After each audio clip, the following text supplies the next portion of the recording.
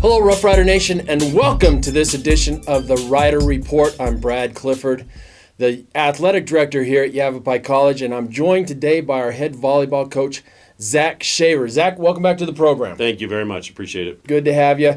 Well, let's talk a little bit about probably the spring. We talked about the season in our last go-around with you. First of all, the ladies had a great turnout academically. Yeah, we stress academics. You know, we have a plan in place for study hall and for academic mentoring, but we've just really developed a culture in our team that academics is going to help carry them on to the next level. It's not going to just be their volleyball skills. So as a group, they've really bought into that, and we have some goals academically. They're just as important as our athletic goals. And, achieving a 3.1 for the whole year is very solid. Spring-wise, we were down a tiny bit from where we wanted to be, so we didn't quite achieve our goals.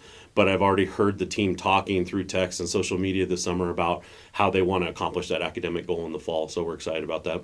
Yeah, you guys had a great semester. You had four kids actually that made NJCA Academic All-American. I didn't call it All-American. They actually call it All-Academic status. We had the two Baileys, Bailey Anderson and Bailey Stevens, that made the third team. We had Lauren Olabari make the second team. Then, of course, Hannah Simone, our only representative at Yavapai College, that made the first team, and that obviously is a 4.0 for the year, which is very impressive. Hannah's just got that personality. She is going to be the best at whatever she does. She's already been elected by her teammates and by her coaches as a captain for next year. I would expect her to finish at Yavapai with a 4.0 through her career. The other three are also all freshmen, so that's a good sign for us coming back that we have four returners who were all academic teams this year.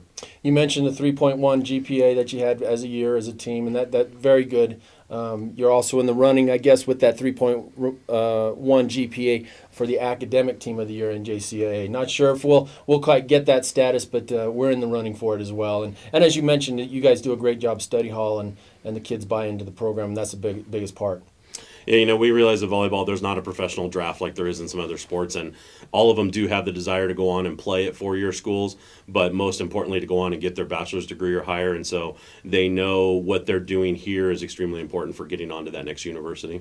So you do a lot of recruiting. You talked to the recruits a lot about academics. Let's talk to the Rough Rider Nation. What do you tell them academically, the recruits coming in or that you're trying to get up here to Yavapai College? Well, we talk about, number one, that Yavapai College is a little bit tougher than most typical junior colleges, that we have a lot of professors here who've taught at universities, so academically it's going to prepare you better to go on to a university. Number two, we talk about that it's one of your top three priorities every day of the week, Monday through Sunday. Academics has got to be one of the top three. And so if their priorities are straight, then they're going to do well in our program. We talked about if that's not always going to be the case, if it's Friday night and academics is your number 6 priority, then this probably isn't the program for you. And we truly stress the student-athlete part and not the athlete-student part. I know all four of our coaches do, and that's a philosophy here at Yavapai College. So Zach does a great job with that. And let's talk about some of the three players that have moved on to university level that had great academic careers here as well. Let's go first with Eva. Eva obviously she's going to be in a Wildcat now at the Culver Stockton College, Missouri. So what do you know about that? Eva actually had a lot of offers. She had everything from Division I to NAIA. It was really just finding the best fit for her academically. She's looking at like biomechanical engineering, some very tough major. So she wanted to make sure that she had a school that fit the environment that she was looking for academically. Found a great coach in Karen Kemner, who was arguably the best volleyball player in the world for about 6 years, played in 3 different Olympics, is now going to be, coaching Eva. And so just the fit at Culver Stockton academically, socially, and volleyball was a great fit for her.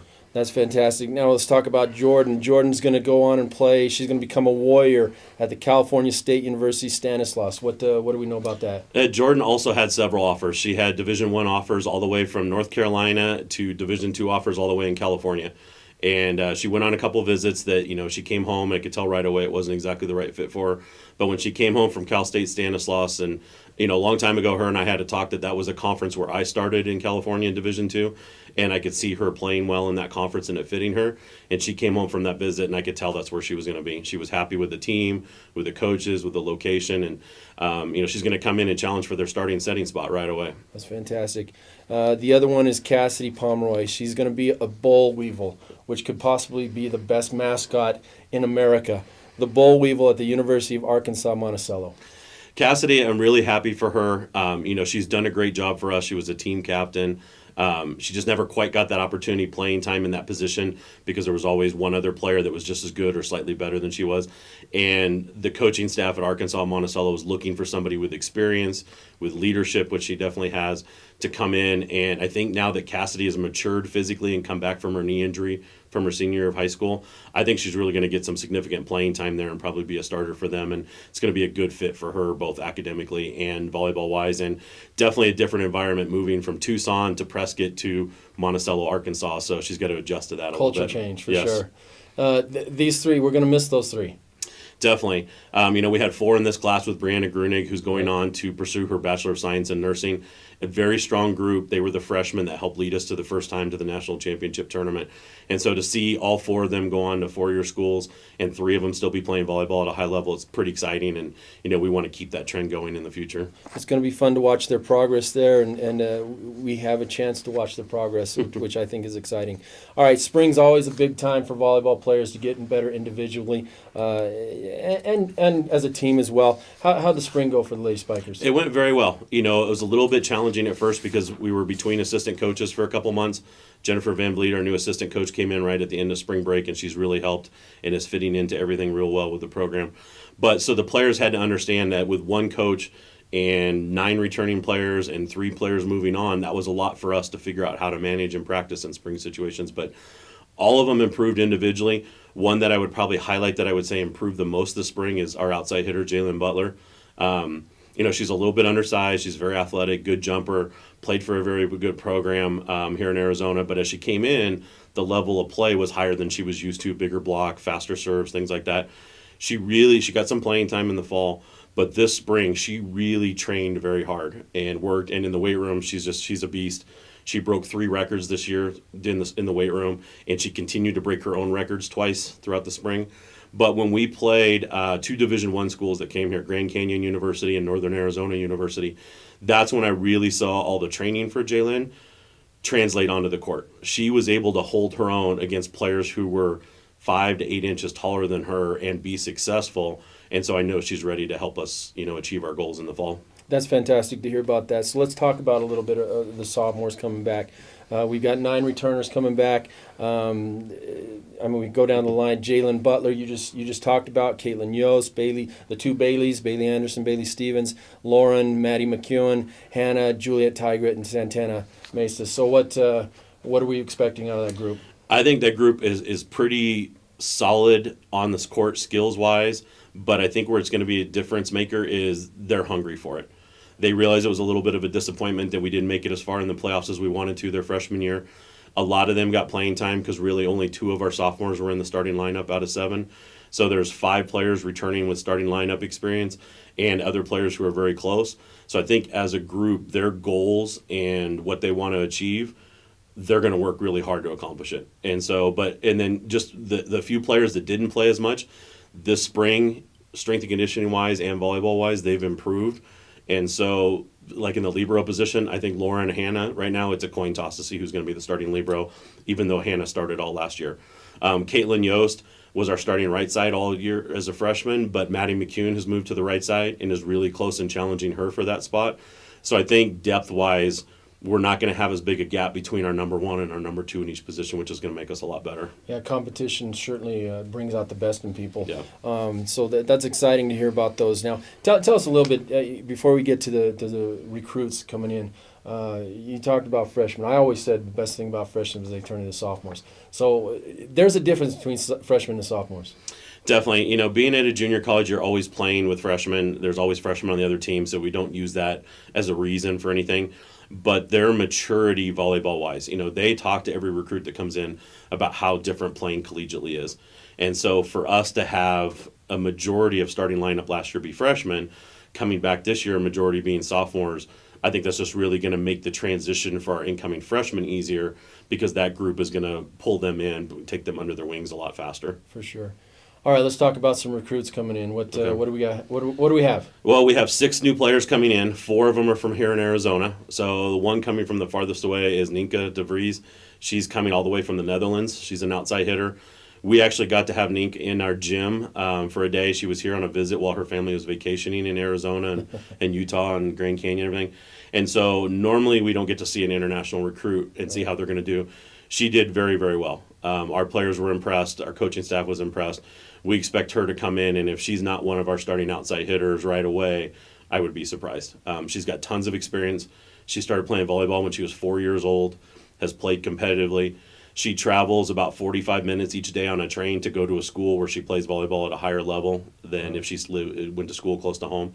So the commitment level, the maturity, the experience is beyond what most players her age in the United States have. No, she's replacing Eva. You don't replace Eva. No, but we're hoping similar type player, not quite maybe the wow factor as hard as she hits the ball as Eva, but more consistent, more creative with her swings, and I think just is actually going to score as much, but maybe just not have that huge kill every 3 or 4 plays that Eva had. But I think in the long run, she could even be more effective than Eva. Hopefully, fantastic. Who else? Our incoming setter, Kanani Hiapo, comes from a volleyball family from the Gilbert area, a Hawaiian family that is all about volleyball. Mom and dad coach. Yeah, I was going to say I'm going to interject here because V, the mother, she coached in this league for a long time. Yeah, her mom V Hiapo coached and won a national championship at Chandler Gilbert. Right. Coaches club still right now and coaches boys volleyball. Her father is the high school coach at Campo Verde. Older brother and sister both played at a high level at BYU, is where her brother played, and BYU Hawaii for her sister. And then she also has a younger sister who's already committed to the University of Arizona at only 16 years old. So, when the girls tried to ask Kanani about what do you guys do and who are you, and she goes, we do volleyball. That's all we do. Her experience is going to help our team a ton. She's played with the USA national team at the highest level, and so the things that she does, the maturity in her decisions and her execution is like that of a college junior or senior already. Wow. So we're excited about that. She's going to challenge our returning setter, Juliet Tigert, right away, and we're expecting big things from Kanani. Good deal. Other ones we have coming in, we have a middle coming from Northern California and McKenna Bussey, super athletic, super dynamic, just really started playing higher level volleyball this year with her club team. She kind of lives in a remote area. She had to travel about 90 minutes to go play club for practices this year. Wow. I expect a lot. I don't think she'll necessarily get on the court right away as a middle for us because we have 3 returning players in that position with a lot of experience. But she's going to challenge them athletically right away. I think she could get in there probably middle of the season once she kind of figures out things at this level. Sure. But I expect her to be a huge impact for us at her sophomore year. Then the other 3 are all from Arizona. Victoria McCarty is a libero, plays for a very good club in Phoenix with Club One. She could play outside for us a little bit, but we see her more in the libero position, challenging Hannah and Lauren. And then we have a setter from Flagstaff coming in, Rami Hernandez, played for a very solid high school team up there in Flagstaff, which has won state championships, also plays for a good club. One of the reasons that she ended up with us is she had a serious ankle injury and had to have some reconstruction done, so she missed a lot of her senior year. We looked at her junior year, and then once things kind of fell into place, once she got back, it was a good fit for us. And then the last one, all the way from Payson, we have Emma Moody, who's coming in. She plays middle for her high school and club team, but she'll be working in the outside position for us, and we just love her character and her personality. Right away, we just felt like she was a perfect fit for us once we got to know her. So just going off script here a little bit, let's talk about recruits.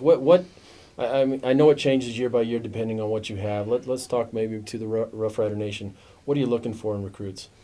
Number one, kind of changed this from coming from a 4-year school to a 2-year program is now I look more at volleyball skill. We're not going to have them here for 3 or 4 years. Right. So, a diamond in the rough, somebody who's super athletic but hasn't played at this level yet, isn't really going to help us by the time they're done here.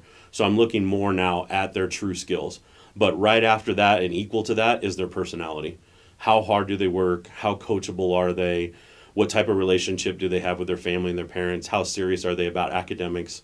We talked to them right away that if they're only looking to come here for 2 years and be done with volleyball and be done with their academics, they're probably not a good fit for our program, no matter how good they are. So those are some of the things that we look at right away. That's obviously been a good formula for success for us. So that's good for the Rough Rider Nation to know. Let's talk about the season coming up. We start against the JUCO powerhouse Southern Idaho at the Coyote Classic in Las Vegas, and we actually play Southern Idaho twice this year. So yes, we do. What bad scheduling? What are we doing here? Well, I always one of the other things we talked about with recruits is we're not going to schedule any cupcakes at the beginning of the season just to get wins. Not necessarily want to play one of the top 3 teams in the country first match out, but if we're going to play them, we might as well play them, right away. So going up to Las Vegas for a good opening weekend tournament. And so, yeah, Southern Idaho will be our first opponent.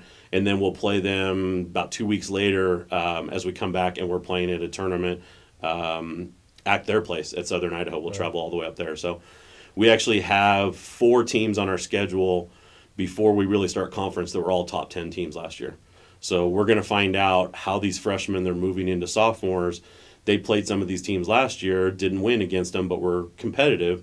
We're going to see now if we can take that to the next level right away. And I really think that will set us up to do even better in conference this year. You got to beat the best, play the best, to beat the best, to be the best. So the philosophy there is to play hard, to play harder teams to be better as the season goes on. Yeah, we're going to find out where our weaknesses are right away when we play CSI, and we're going to find out where our strengths are too. So one of the things we've kind of changed in the last couple of years is coaching a little bit more to our strengths, not worrying about our weaknesses so much during the fall.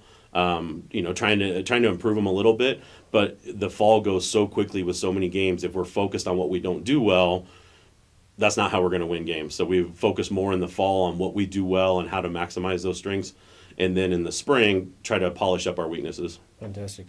All right, so a little bit more about this schedule. We've got the Rough Rider Invitational we're hosting, second tournament out, I believe. Yes, second weekend of the season, Labor Day weekend. We've got some good, strong teams coming in, some other teams from CSI's conference, Colorado Northwestern, Snow, who was a top 10 team last year, also New Mexico Military, Utah State University Eastern. So we're going to have 4 good opponents. We'll have 2 courts going for this tournament, so 8 teams total. So we'll have a wave of 4 matches on Friday, and then a wave of 4 matches on Saturday, and we'll play 2 each day. 2 each day. Yep. Okay. And then, of course, I think our signature match of the year is the battle for breast cancer, crosstown battle for breast cancer against Embry-Riddle. And we're hosting it, I believe, this year. Yes, this year we're hosting it, and it's the first Wednesday of October, October 4th. So we're actually able to coordinate our schedules with Embry-Riddle this year and have it during Breast Cancer Awareness Month, which we were able to do last year, but not the previous couple of years. Each year we've been able to donate a little over $4,000 to the local YRMC Breast Care Center. This year we really want to push that. Our goal with the 2 programs combined is to reach $5,000 that we're able to donate. We've met with people at the Breast Care Center at the foundation, and they've really shown us, we didn't really know this at the beginning when we started this 4 years ago, but how helpful this money is. It goes for people who can't afford their treatment, for people who don't have medical insurance and stuff.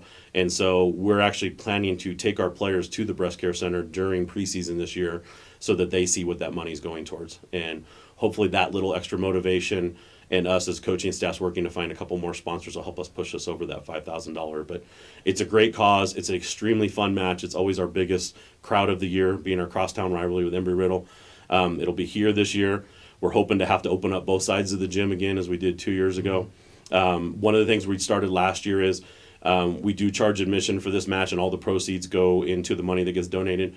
But if you buy one of the shirts, then you get free admission into the game. Right. So it's always been a fun. The last couple of years has been a fun event, and again, like you said, we get great crowds for that, and it's a fun rivalry. It's not a drop dead, drag them out type of rivalry. It's fun to do that. So good, worthy cause, and we invite you all to come back. And that again is October 4th. October 4th at 7:00 here at Yavapai. Okay, so our first home match of the season is Thursday, August 31st, and then we go right into our tournament, the Rough Rider Invitational.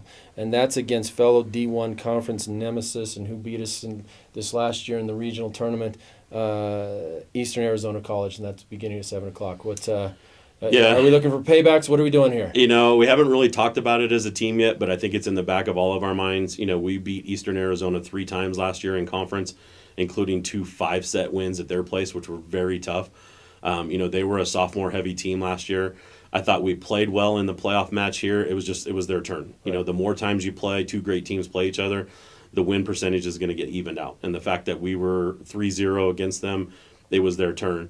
But I think our group of sophomores is going to have a little extra motivation that night. I expect them to come out on fire And if we're doing well and I go to pull one of them out, I don't think they're going to be happy. I think they're going to want to stay in the whole time against Eastern Arizona and score as many as they can. But we also expect Eastern Arizona to reload and be a good team too. So I think it's going to be a battle to start conference. Well, our D1 conference, portion of our conference is very strong with Arizona Western, who will probably be ranked in the preseason top 25, I'm assuming, Eastern Arizona and us. So it's going to be a good battle. All right, we've got some exciting news. We're going to not break because it's already been broken with Jennifer Van Vliet. She's got engaged.